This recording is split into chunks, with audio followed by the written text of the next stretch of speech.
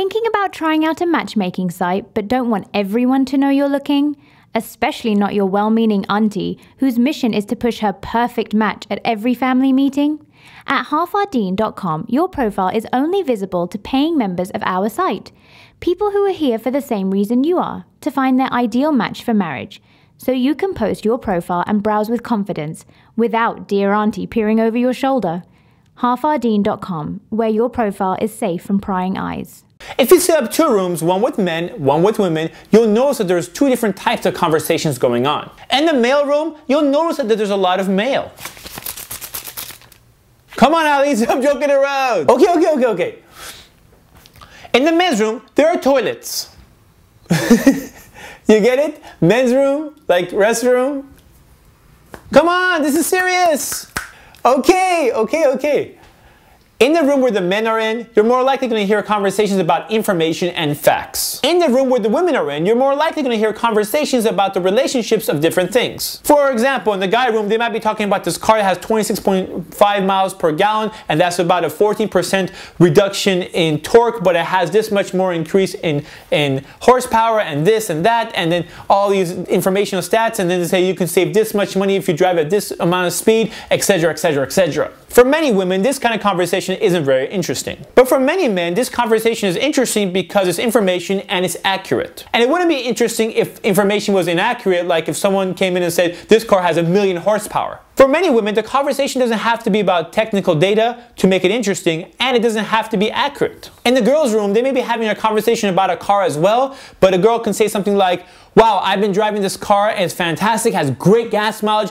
I go back and forth to school. I can go almost like an entire month without filling the gas tank. Now, if a man listens to this conversation, he may say something like, well, that's not very accurate because that's 60 miles back and forth to school per day, and that's about 30 miles per gallon, and that's about 1,800 miles, and I don't think that's going to work out, and because that information isn't very accurate, I don't think that's true. But the other women in the girls' room who heard the exact same statement know what she means because they don't take the words literally. But the problem is that men take things literally. So if a wife tells her husband, you never take out the trash, he may sit there and argue and say, I just took out the trash the other day.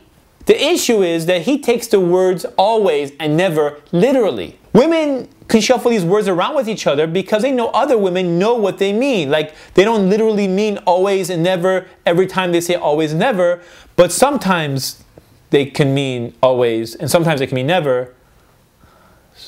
I'm not sure always and never when. What? I'm confusing myself. I'm a guy. What do you expect? Joke!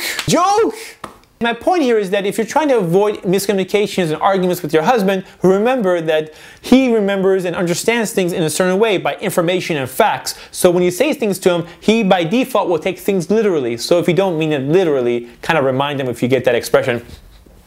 You know what I mean? And for the guys watching this video, remember that she doesn't literally mean everything she says. If you're wondering if she's exaggerating or if she literally means what she's saying, ask her. Because it's better to ask than to assume. It may prevent that next argument from occurring and keep you guys at peace, inshallah. For more videos about understanding the opposite sex, please visit halfourdeen.com. Halfourdeen.com is, for those who don't know, is a matchmaking website for those who want to get married and who are serious about getting married. It's not for dating or anything like that. So there's no chat rooms, there's no poking, hugs, kisses, or any of that mumbo jumbo. It's for those people who are serious about getting married. It's affordable, a fraction of the cost of the other websites. It's 60 bucks for the whole year. You can't beat that. And it's private, which means just because you're on the website, no one needs to know that you're on the website except for people who are looking to get married. Therefore, when you go to Half Our Deen right now and you're trying to see, okay, let me see who's on, you can't see. Unless you're a paid member and you're looking to get married, that's how you see. Otherwise, it doesn't make sense because the last thing you want is your profile and your information and all your stuff showing up on Google search. And like, oh my gosh, that was my picture on Google Images and that's my thing on Google search. Oh no, how do I get it off of there?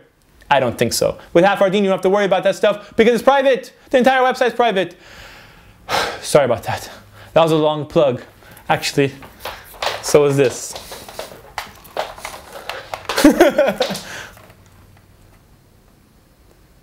This is Ali reminding you just in case you forgot. This is Ali reminding you just in case you forgot. halfourdeen.com. Do you want to know What makes love grow? What makes love grow? It's half of your deen, said the Prophet, peace be on him. Half of your deen. It's part of Islam, increasing your iman. Half of our deen. Half our deen.com.